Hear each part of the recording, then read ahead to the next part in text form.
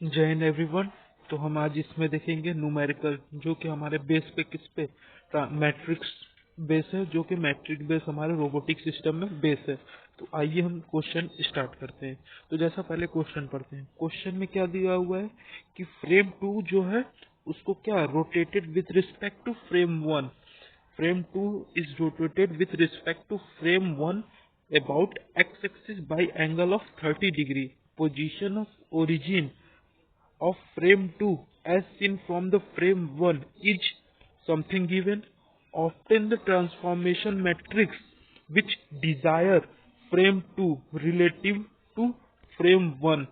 Find the description of a point P in a frame 1 if P2 is given. तो question में देखिए क्या पूछा है कि हमको क्या दिया हुआ है, पहले फ्रेम 2 का जो रोटेट कर रहा है किसके रिस्पेक्ट में, फ्रेम 1 के रिस्पेक्ट में, अबाउट एक्स एक्सिस। उसका एंगल दिया हुआ है कि 30 डिग्री द्वारा जो हमारा फ्रेम 2 है वो क्या कर रहा है, रोटेट कर रहा है किसके रिस्पेक्ट में, फ्रेम 1 के रिस्पेक्ट में। और सेकंड चीज क्या दिया हुआ है, जो पोजीशन ऑफ ओरिजिन, जो हमारा ओरिजिन का पोजीशन दिया हुआ है, जब हम इस किसको देख रहे हैं, फ्रेम 2 को देख रहे हैं, फ्रॉम फ्रेम 1 से जब हम फ्रेम 2 को देख रहे हैं तो उसका हमारा जो पोजीशन ऑफ ओरिजिन दिया हुआ है, ये हमको समथिंग दिया हुआ है। हमको क्या ऑब्टेन करना है, हमको जो ट्रांसफॉर्मेशन मैट्रिक्स जो हमारा टी T21 है वो क्या हुआ है, वो किसके द्वारा डिस्क्राइब कर किया है कि जब फ्रेम 2 को हम देख रहे हैं, क्या देख रहे हैं किसके रिस्पेक्ट में, फ्रेम 1 के रिस्पेक्ट में।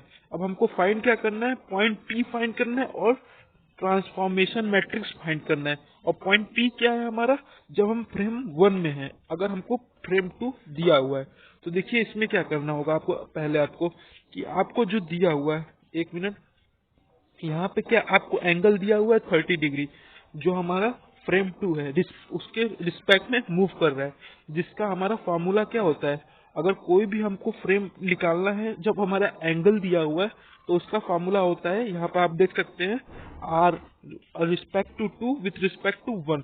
तो इसका फॉर्मूला क्या होता है, 1 0 0 0 0। यहाँ पे C फॉर कॉस है, S फॉर साइन। तो कॉस यहाँ पे आप देख सकते हैं, इसका जो जब R12 यहाँ पे हम निकाले हैं तो क्या 1 0 0 और cos 30 माइनस साइन 30 cos 30, इसका जब वैल्यू पुट किए तो हमको ये मिला। लेकिन हमको निकालना क्या है, P1 निकालना है। लेकिन P1 होता क्या है, यहाँ पर फॉर्मूला देख सकते हैं आप, P1 जो होता है हमारा ट्रांसफॉर्मेशन मैट्रिक्स इनटू किसके रिस्पेक्ट में मल्टीप्लाई है, किसके रिस्पेक्ट में, जैसे फ्रेम 2 है तो उसके रिस्पेक्ट में है तो हमारा फ्रेम 2 उसमें मल्टीप्लाई होता है, सिंपल है।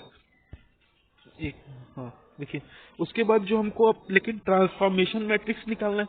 अब ट्रांसफॉर्मेशन मैट्रिक्स निकालने की क्या क्या करेंगे, जो हमारा रोटेटेड मैट्रिक्स होता है इनटू करते हैं जो हमारा ओरिजिन के रिस्पेक्ट में अपॉन 0 0 0 और 1। जब ये वैल्यू, एक मिनट यहाँ पे आपको इरेज करके दिखा देते हैं, नहीं तो ये मिस हो जाएगा। देखिए, हाँ देखिए, पहला हमारा क्या दिया हुआ था, कोई भी एंगल दिया हुआ था, फिर हमने क्या किया, जो हमारा P1 हमको निकालना है, P1 अब कैसे निकलेगा, जब भी हमारा क्या होता है, ट्रांसफॉर्मेशन जो मैट्रिक्स होता है उसको मल्टीप्लाई किसके रिस्पेक्ट में, जब हमको केवल प्योरली P1 निकालना है तो किसके द्वारा मल्टीप्लाई करेंगे हम, जो उसका पोजीशन P2 है। देखिए यहाँ पे दिया है ना, यहाँ पे जो ट्रांसफॉर्मेशन मैट्रिक्स जो T2 विथ रिस्पेक्ट टू 1 है, इनटू मल्टीप्लाई करेंगे क्या, एक्चुअल पोजीशन ऑफ P2। तो हमको पहले निकालना होगा क्या, T12 निकालना होगा। तो T1 जो T21 है कैसे निकलेगा, उसका फॉर्मूला सिंपली यही होता है हमारा, जो हमारा रोटेशन मैट्रिक्स है विथ रिस्पेक्ट टू 1, जो 2 का, उसको, और उसके भी साइड में जो लास्ट वाला होता है जो rotational transformation matrix with respect to origin होता है, वो D21 जो क्वेश्चन में दिया हुआ है। तो हम ये जो रोटेशन मैट्रिक्स कैसे निकालेंगे, एंगल वाले कॉन्सेप्ट से, तो हमारा ये आ गया, जब cos 30 रखेंगे तो √3/2 माइनस साइन 30 माइनस 1/2, ये वैल्यू रखेंगे तो आपको ये मिलेगा, क्या मिलेगा, जो आपका रोटेशन मैट्रिक्स है 2 का विथ रिस्पेक्ट टू 1 का।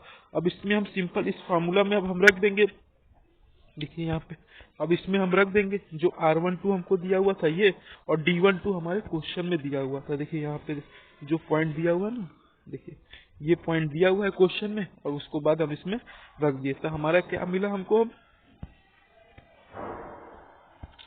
देखिए हमको अब क्या मिला, यहाँ से हमको पता चल गया कि हमारा जो T12 है ये हमको मिल गया। अब हमको सिंपली क्या करना है, मल्टीप्लाई करना है, क्योंकि हमको P1 से P1 निकालना है, पोजीशन हमको P1 निकालना है। तो किससे मल्टीप्लाई करेंगे, सिंपल कि जो हमारा ट्रांसफॉर्मेशन मैट्रिक्स था उसको मल्टीप्लाई कर देंगे। अब देखिए P1 निकालने के लिए क्या किया हमने, जो ट्रांसफॉर्मेशन विथ रिस्पेक्ट टू ये हमारा जो T21 है और ये P2 हमको दिया हुआ है क्वेश्चन में। फिर से दिखा देते हैं आपको क्वेश्चन में जो यहाँ पे आपको दिया हुआ है।